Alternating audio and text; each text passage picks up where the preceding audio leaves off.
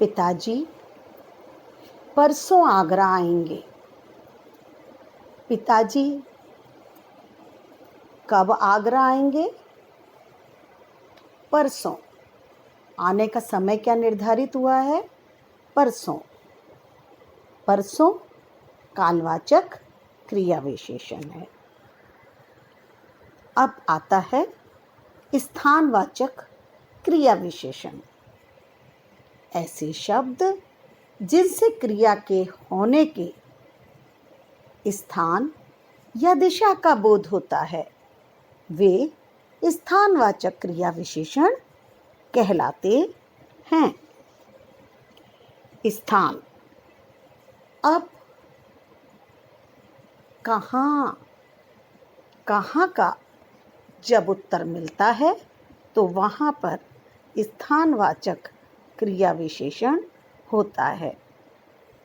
जो शब्द क्रिया के स्थान यानी जगह, दिशा, किस ओर हुआ इसका बोध कराते हैं, उन्हें स्थानवाचक क्रिया विशेषण कहते हैं। जैसे बच्चे ऊपर खेल रहे हैं। अब प्रश्न हुआ, बच्चे कहाँ खेल रहे हैं? बच्चे ऊपर खेल रहे हैं। फिर आगे देखिए, पिताजी अंदर बैठे हैं। पिताजी कहाँ बैठे हैं? पिताजी अंदर बैठे हैं।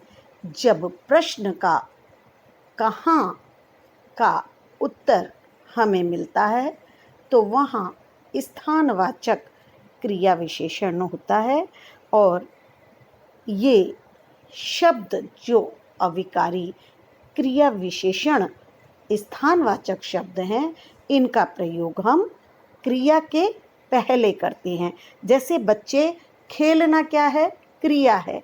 इसके पहले हमने यहाँ पर ऊपर शब्द का प्रयोग किया है। इसी तरह यहाँ देखिए, बैठना क्रिया शब्द है, इसके पहले अंदर। पिताजी कहाँ बैठे हैं? पिताजी अंदर बैठे हैं, इसका प्रयोग किया है। ये हुआ स्थानवाचक क्रिया विशेषण। इसके प्रकार देखिए, स्थानवाचक क्रिया विशेषण 3 प्रकार के होते हैं।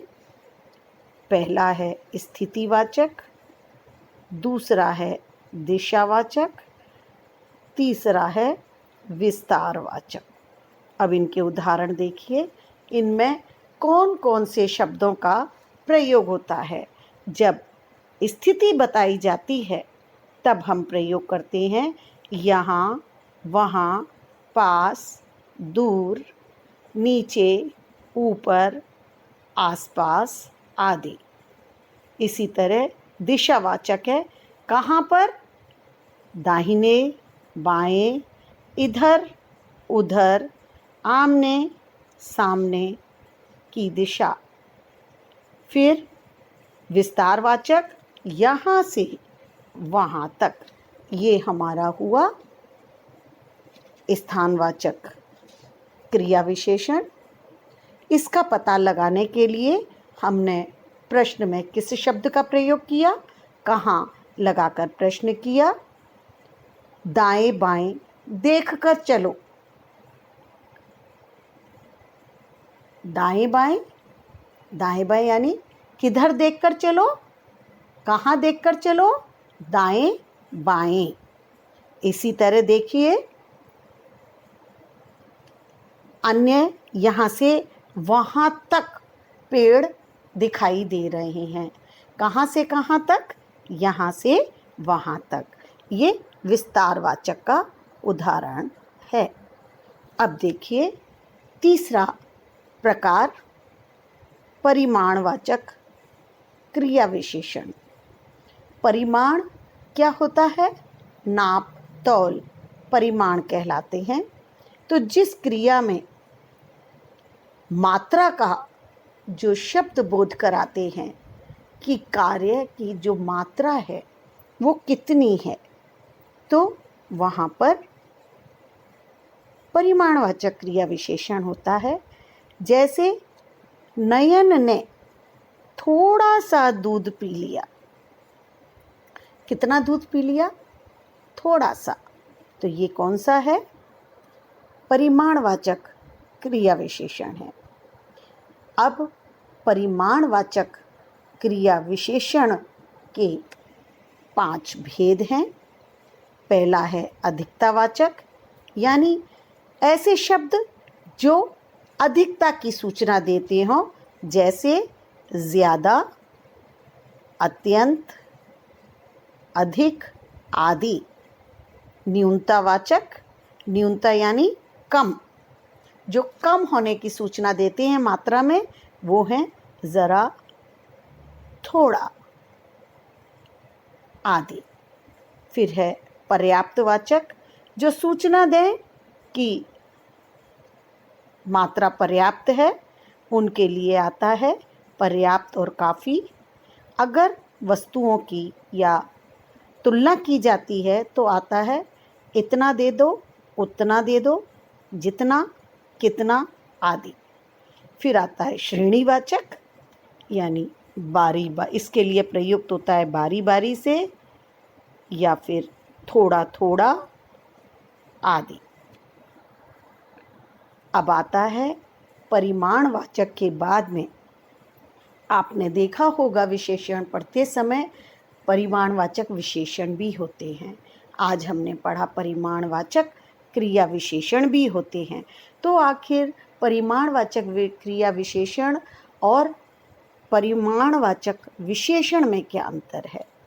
जो संज्ञा सर्वनाम के नापतोल की मात्रा का बोध कराते हैं, उन्हें हम परिमाणवाचक विशेषण कहते हैं। यानी परिमाणवाचक विशेषण वो हैं जो संज्ञा सर्वनाम शब्दों के मापतोल की मात्रा का बोध कराते हैं कि संज्ञा यानी फल कितने हैं, पानी कितना है, दूध कितना है, जबकि क्रिया के परिमाण का बोध कराने वाले शब्द परिमाणवाचक क्रिया विशेषण कहलाते हैं। और जो शब्द क्रिया के परिमाण का बोध कराते हैं वो परिमाणवाचक क्रिया विशेषण कहलाते हैं। उदाहरण देखिए दोनों के। तुम ज़्यादा चॉकलेट खाते हो। अब ये देखिए, चॉकलेट के पहले ज़्यादा शब्द का प्रयोग हुआ है। चॉकलेट संज्ञा शब्द है, इसलिए या चॉकलेट का नाम नहीं दिया है, जातिवाचक संज्ञा है। ये कौन सा हुआ? परिमाणवाचक विशेषण का उदाहरण हुआ। तुम ज़्यादा खाओ। यहाँ पर खाना क्रिया है जिसके पहले ज़्यादा शब्द का प्रयोग किया है, तो ये परिमाणवाचक क्रिया विशेषण का उदाहरण है। अब देखिए रीतिवाचक क्रिया विशेषण। इसमें कार्य के होने के ढंग या तरीके के बारे में बताया जाता है। वे ध्यानपूर्वक सुन रहे थे। वे कैसे सुन रहे थे? ध्यानपूर्वक। दूसरा उदाहरण देखिए, चाचा जी अचानक आ गए। यानी चाचा जी का पहले से मालूम नहीं था, एकाएक आ गए। तो धीरे, तेज, एकाएक आदि ऐसे शब्द हैं जो आने के तरीके का या क्रिया के तरीके का बोध करा रहे हैं। रीतिवाचक क्रिया विशेषण के भेद देखिए। पहला भेद है विधिवाचक, जिसके लिए हम धीरे धीरे, हाथों हाथ, सुखपूर्वक, शीघ्र जैसे शब्दों का प्रयोग करते हैं। इसके बाद देखिए निश्चयवाचक, इसके लिए हम ज़रूर, निसंदेह जैसे शब्दों का प्रयोग करते हैं। फिर है अनिश्चयवाचक, इसके लिए हम अक्सर, कदाचित, शायद, संभवतः शब्दों का प्रयोग करते हैं। फिर है हमारा चौथा हेतुवाचक, इसके लिए हम अतएव, इसलिए, किस लिए जैसे शब्दों का प्रयोग करते हैं। अगला इसका भेद है 5वां, स्वीकार बोधक, जिसके लिए हम बात को स्वीकार करते हुए कहते हैं हाँ, जी, ठीक, सच, बिल्कुल आदि। निषेध बोधक, जिसमें नहीं का उत्तर मिलता हो, नहीं, न, मत, कभी नहीं। फिर है अवधारणा बोधक, ही, भी, तो, मर, तक। ये ऐसे शब्द हैं जिनका प्रयोग अवधारण बोधक के लिए किया जाता है। और अंतिम इसका भेद है कारण बोधक, जिसमें कारण बताया जाता है और उसके लिए हम क्योंकि, क्यों, किस हेतु शब्दों का प्रयोग करते हैं। ये हुआ हमारा